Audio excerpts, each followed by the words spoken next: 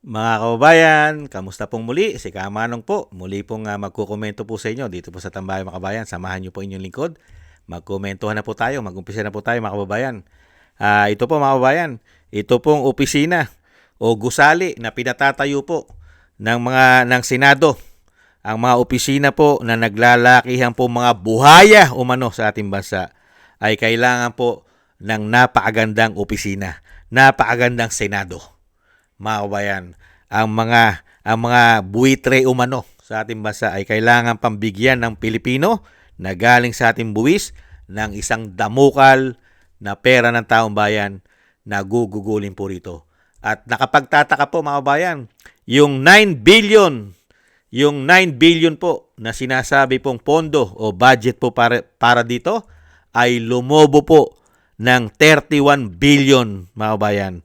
Grabe po, no? Anong klase po yatang opisina ang pinagawa nila, mga kabayan? Ito po ba ay may sarili pong swimming pool sa loob, bawat opisina? May sarili kayang resorts, bawat opisina? Para po may languyan po ang mga buhaya umano? Para ang mga buhaya ay meron pong languyan? Kaya, nagtatanong lang po tayo mga kababayan. Hindi naman po masama magtanong dahil po buwis po natin ang ginagastos po nila. Buwis po natin mga kababayan. Ang binigay po sa atin serbisyo, kahirapan, korupsyon, pero bibigyan mo pa ng napakaganda, mga kababayan, na opisina. Mga kababayan, ibang klase.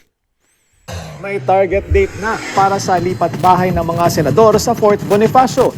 Pero sa gitna ng paghahanda, binabatikos ngayon ang halaga ng proyekto na masyado na raw lumobo. Yan ang agenda report ni Dexter Ganibe ng Abante. Dahil sa mga pagkakaantala ng pagpapatayo ng bagong Senate building, sa susunod na taon pa ito matatapos. Una nang sinabi ni Senate Finance Committee Chair Win Gatchalian na hindi ito pinaglaanan ng budget ngayong taon dahil ang pondo sa nakalipas na 2 taon ang gagamitin para tapusin na ang gusali na nasa Fort Bonifacio, Taguig City. Sabi ni Senate Majority Leader Mig Zubiri, nais nilang sina Senate President Tito Soto at Senate President Pro Tempore Ping Lacson pa rin ang mga pinuno ng Senado kapag lumipat na roon sa huling bahagi ng 2027. That's the legacy of Senate President Soto and Senator Ping Lacson was the new building, the new Senate building. So I think the idea is by 2027, I think late 2027, lilipat na tayo sa bagong building. Hindi naman maiwasang mabatikos ng mga netizen ang mabagal at tila lumaking halaga ng pondong kakailanganin para matapos na ang gusali. Sa kanyang social media post, sabi ng political analyst na si Clarita Carlos, mula sa dating halos 9 billion pesos lang na pondo, lumobo na niya sa 33 billion at hindi pa natatapos.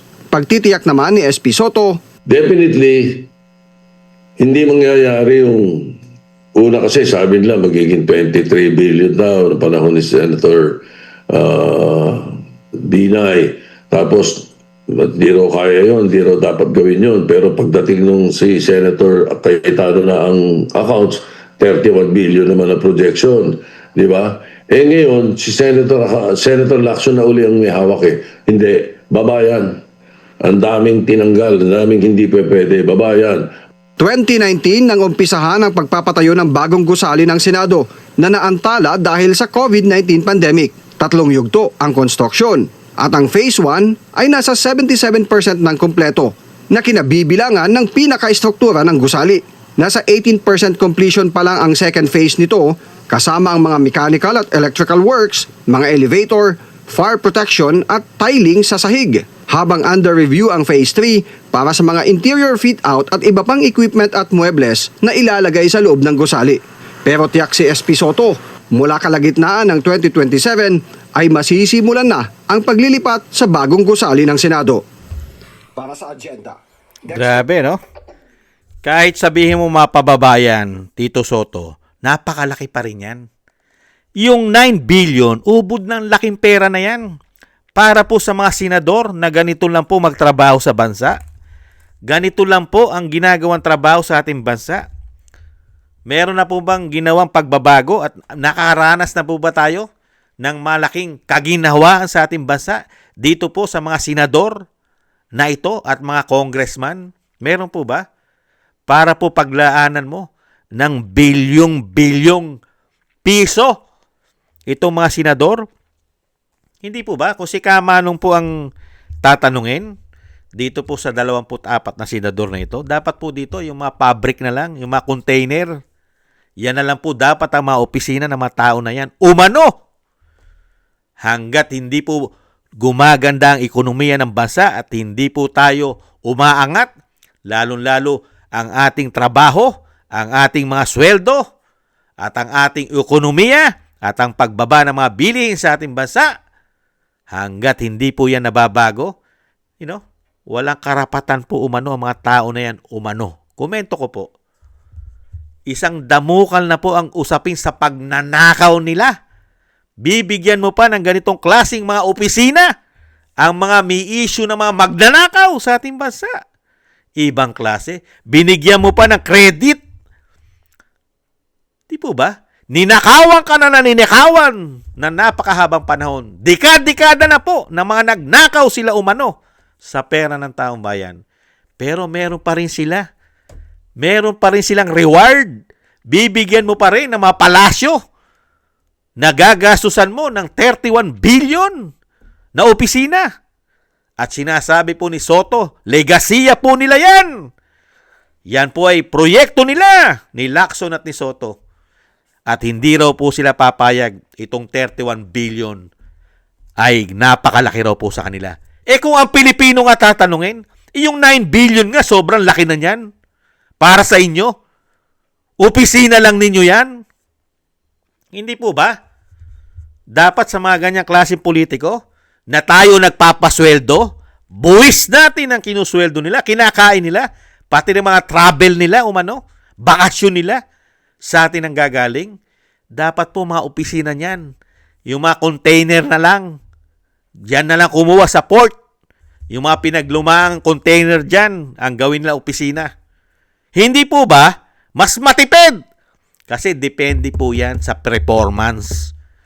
Pagka ang performance po ng mga politiko sa atin ay bulok at puro korupsyon ang issue, bakit mo bibigyan ng ganyan kagara na opisina?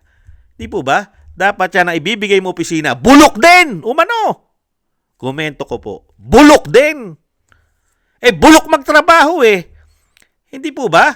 Kinakalawang ang trabaho. Kaya kailangan po dyan yung mga container na lang. Dahil makakapal po yun. Dahil makakapal naman ang mga pagbumuka nila umano. Hindi po ba? Kinakalawang at sobrang kapal po nun. Kaya po, bagay po sa kanila yon umano. Hindi po ba? Unbelievable. Isang damukal ang korupsyong issue sa ating bansa.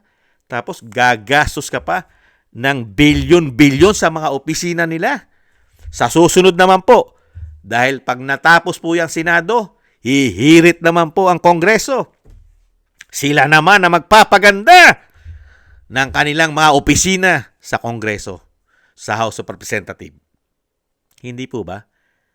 Kaya po, ibang klase po sa ating bansa, mas nauuna pong pagyamanin, pagandahin ang mga opisina nila kaysa sa sarili nating bansa na lugmok sa kahirapan.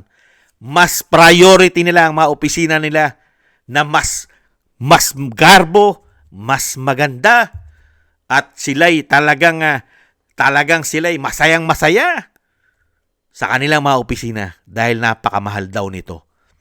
Pero ang bansa natin, lugmok sa utang, lugmok sa kahirapan. Di ba? Mabantot pa sa ibang bansa dahil meron tayong presidente na may issue ng pulburon at bagsak na ekonomiya. Hindi po ba? Grabe, no? Grabe po mga politiko sa atin. Ibang klase. Ang pakinabang po ay sa kanila lahat. Opisina, bilyon-bilyon. Pagdating po sa pondo ng bayan, kanila pa rin po ang napakalaking pabor. Puro sa politiko ang pabor sa ating bansa. Ang una pong nagkakaroon ng malaking pabor sa pera at buwis natin, mga politiko. Hindi po ang taong bayan, hindi po ang mga mahihirap. Ang sweldo natin, hirap na hirap nilang taasan. Pero sila, mansyon. Grabe. Mansyon ng mga bahay at pati mga opisina ay 5-star hotel ang gusto mangyari sa mga opisina ng mga hindot na ito. Mga kababayan, unbelievable. Hindi pa umuunlad ang Pilipinas. Hindi pa yumayaman ang bansa. Hindi pa natin nararanasan na guminhawa naman kahit papaano ang ating bansa. Pero mga politiko, ginhawang-ginhawa na po sa pamumuhay nila, pati sa kanilang opisina. Unbelievable. Sino po ang gumagastos? At yan po, karamihan dyan ay may utang pa.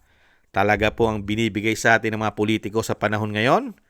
Ibang klase po, mga kabayan. Ibang klase. Puro parusa at pahirap. At pagdating po sa investigasyon ng pagnanakaw, tahimik. Tahimik. Mga kababayan, sabuatan pa. At napakasarap pong paimbestigahan yan, ano? 9 billion, tapos palolobohin mo pa ng napakalaki. Gaano kaya kalaki ang kinita ng mga taong yan? May kumita kaya dyan? Nagtatanong lang si Kamanong. May kumita kaya dyan? Mga kababayan, malaki kaya kinita nila riyan? Hindi kaya? Hindi naman masama magtanong. Dahil buwis po natin yan. Hindi po ba? Maraming salamat po mga tambay. Talagang sinuswerte lang po.